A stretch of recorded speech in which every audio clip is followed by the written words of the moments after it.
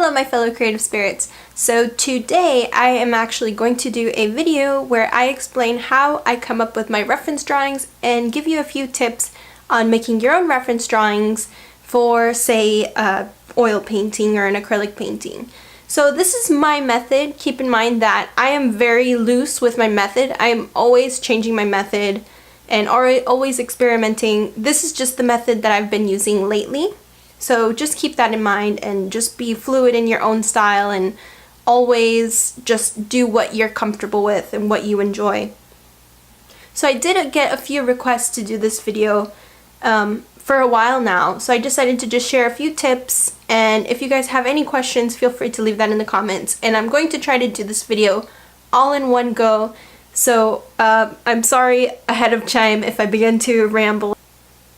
So to begin with, my first tip is that you have a basic understanding of anatomy and of portraiture and all of the different art styles. Try to have a sketchbook where you are constantly drawing foliage, that you're doing studies of people's faces, that you're doing live drawings, reference drawings off of references from online.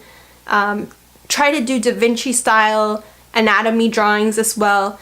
This will help you so much in the future, and it will build your mental database for making reference pictures. So if you don't always have a reference that you can go by, you'll be able to pretty much make it up on the spot and also understand how lighting works. So right when I'm jumping in, I wanted to make sure that I have a basic idea of the composition. So as you see in this video, I am kind of outlining exactly where I need everything to be. So as you can see, I start outlining where the dress is going to be. I'm outlining the position of her body while I'm looking at the reference picture. Now, just as another tip, before you actually start on your drawing, you do want to warm up. So I have a series of different sketchbooks that I practice my drawing in. I actually did a video about my drawings in high school, and that was actually a polished sketchbook. But I like to have various sketchbooks that I'm constantly working on. So I'll have one sketchbook where I do all of my scribble drawings, which is basically those in the moment I have an idea and I just want to get it out, and I just scribble it out and do stick figures and blobs. So very blob-like. I actually did a blob before I did this one.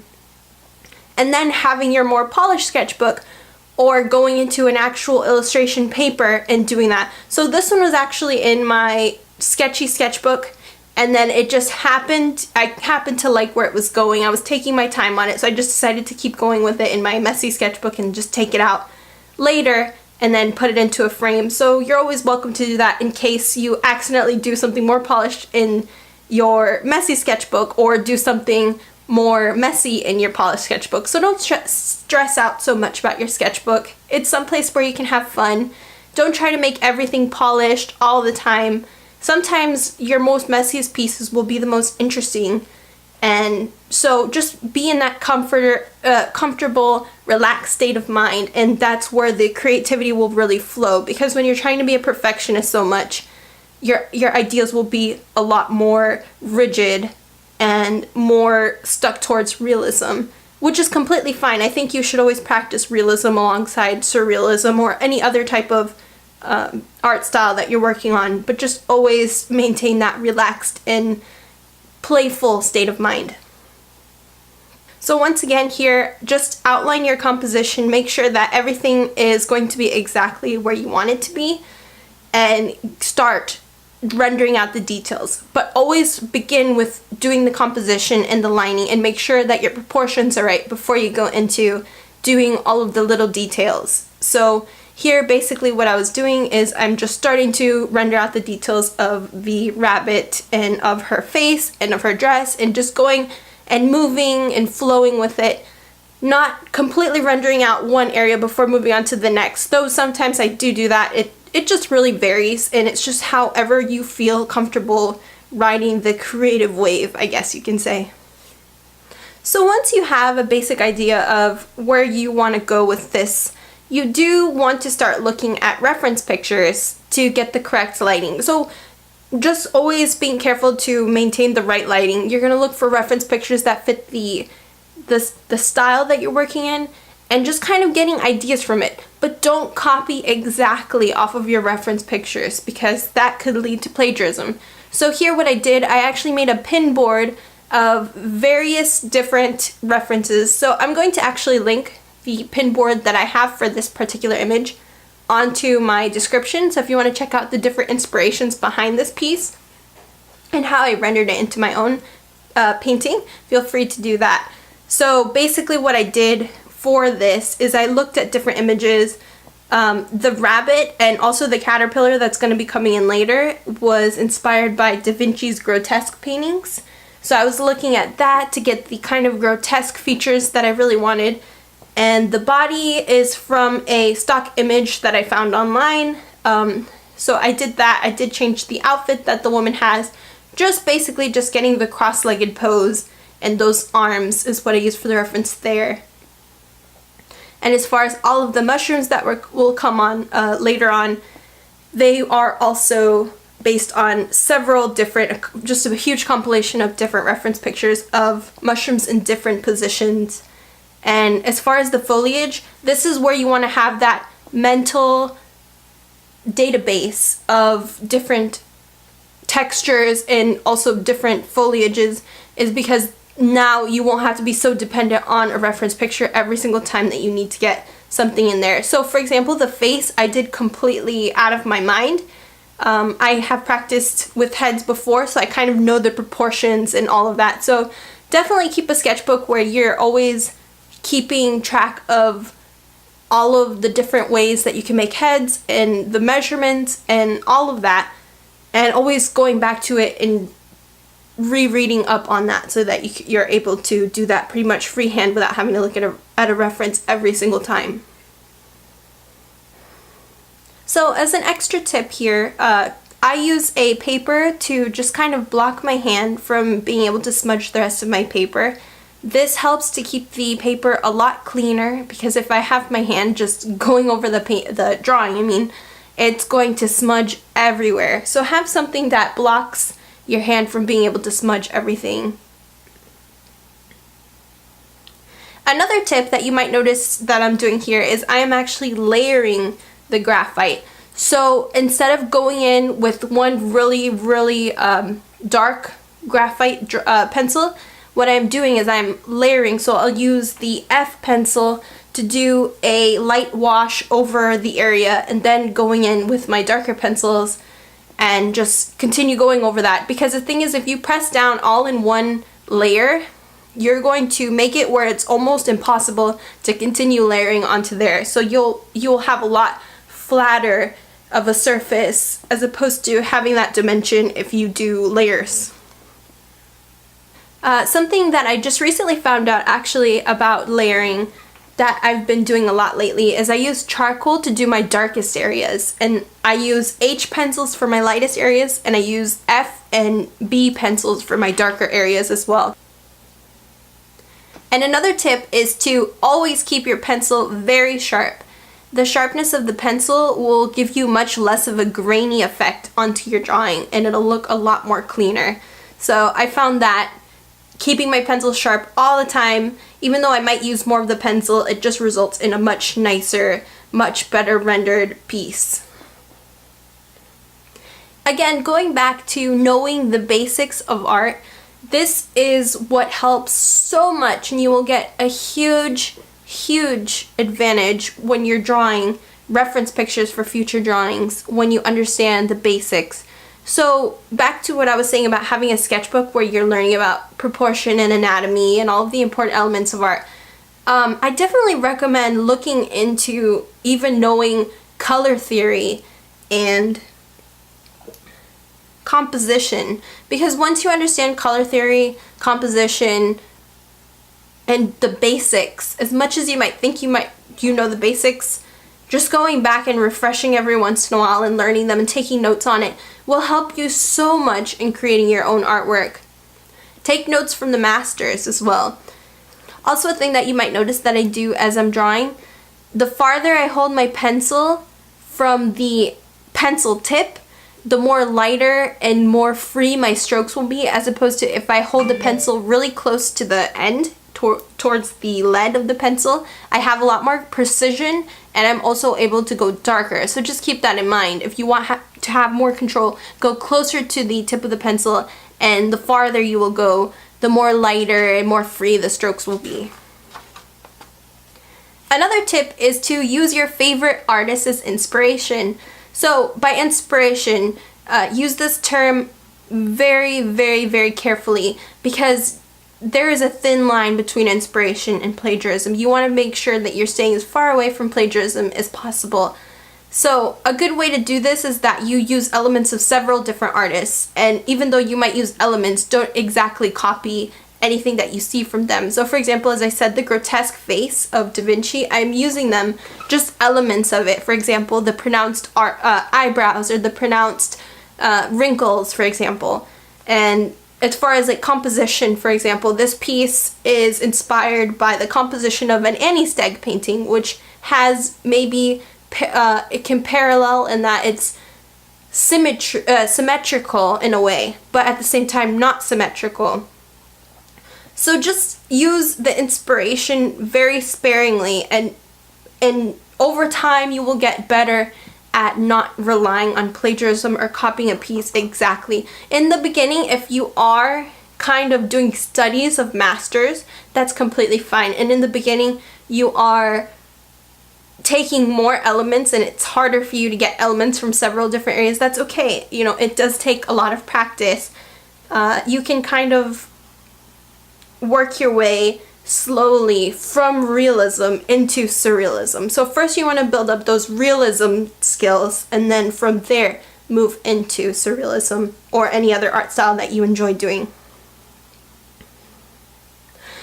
Also, in the beginning, if you are practicing the work of the great masters, it's very good practice to do this. For example, if you want to kind of do studies of Da Vinci's work or any of the other old masters' work, this will help you catch their habits and help you to build that mental database so you understand how art works, maybe even subconsciously without having to think about it. So you do want to be conscious about the different elements of art, but sometimes just practicing will help you get there and understand it without you even really realizing that you're practicing it. Now again, as I said, this is just my technique at the moment, but I'm always changing, and with each piece it's completely different. So for this one, what I'm going to do after I finish this piece, I am going to put it onto Photoshop and digitally color it, and then transfer that, use a projector to transfer my original sketch onto my canvas, and then for my canvas I'm going to paint it using the digitally painted picture as a reference. I like to figure out and digitally color something before I go into it, just to avoid that, well, what color do I color it now phase of a painting. I do want to make sure that the colors are visually stimulating, and I don't want to oversaturate the painting with too many colors. This is where having an understanding of color theory helps, because you will know and understand and be able to experiment into Photoshop with what colors will be more interesting and more visually stimulating for the audience and more fun to do for you personally. The worst feeling is when you have a beautiful underpainting and then you go over it and you feel like you've messed it up because you've just put way too much colors on the canvas.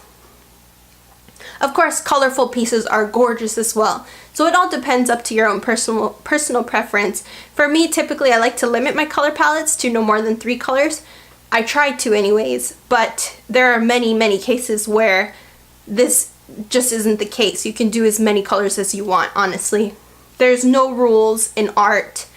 Of course, you can learn the rules when you first start out and then learn to break them after you've learned them.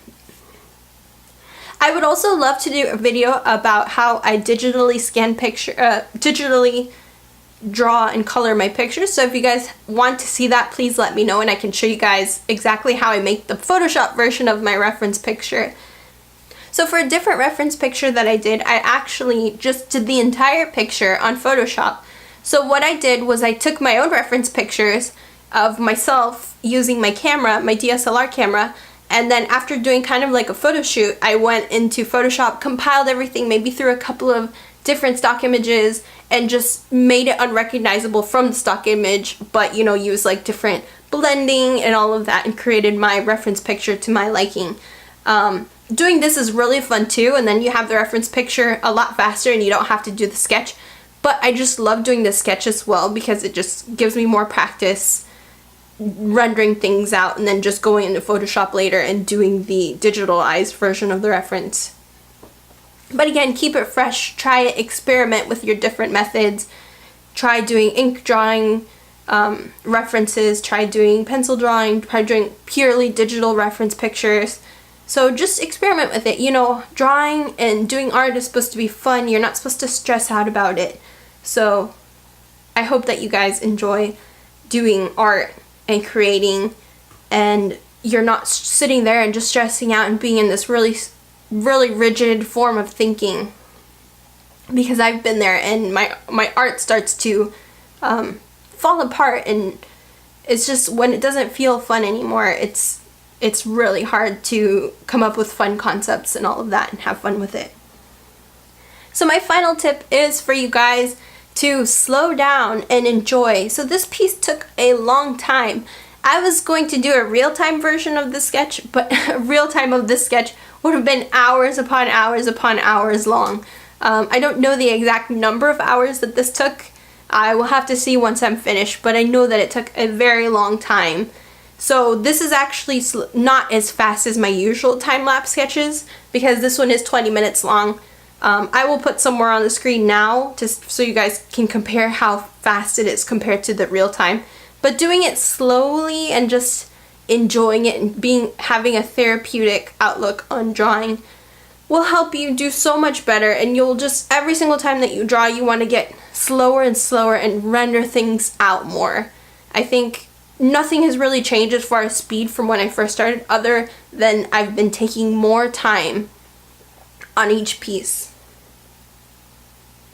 Also, just keep your eyes on your reference as you're doing, for example, these mushrooms that I'm doing. I'm always looking at the reference to look at the lighting, to look at the details on the mushrooms. The minute that I start to invent something just out of my head, it begins to form patterns that aren't there. So things aren't as patterned as your mind says it is. So my final tip that deals specifically with imagination and creativity more so than technical skill is to get inspiration from a variety of different sources. So you want to really enrich your life with a lot of creative experiences. So going to different performances, going to plays, watching different movies, listening to different albums of music, and kind of getting inspiration from those, and even watching films will help you a lot as well to capture, say, an image or a feeling or an emotion that you really want to capture and portray in your own artwork. So doing this is what I found to help me the most with creativity. So most of my inspiration doesn't necessarily come from other artists or other artwork. It'll come from those types of different things. And also have a sketchbook with you at all times, because these inspirational moments are very rare. They're few and far between, and you really want to capture them the moment that you get them and just write them down, scribble it out, make it as rough and messy as you want to, but just so that you have that. It's kind of like your own database of different ideas that you do want to eventually turn into artwork, because there will be times that you will be idea dry and you will want to go back to these and just be able to have something to work on until your next idea comes. So that is my biggest inspiration. A lot of times I'll be half asleep when an idea comes to me, and I'll just scribble out as fast as I can. So that's kind of my tip for being inspired and being motivated. You won't always be motivated and inspired, and a lot of these times will just come to you at random moments, and you want to take advantage of that. So besides that, I hope that my tips were kind of helpful to you guys as you create your own references and create your own artwork. If you have any questions or any of your own tips for creating references or your own technique, please leave that in the comments. I love reading your comments. I'm so sorry if it takes a little while to get back to you guys. Things have been a little bit busy, but I still read your comments and they always make my day. You guys are the sweetest people I've ever met, and I hope that you guys enjoyed this video again. Don't forget to subscribe and like this video if you enjoyed it and would like to see more.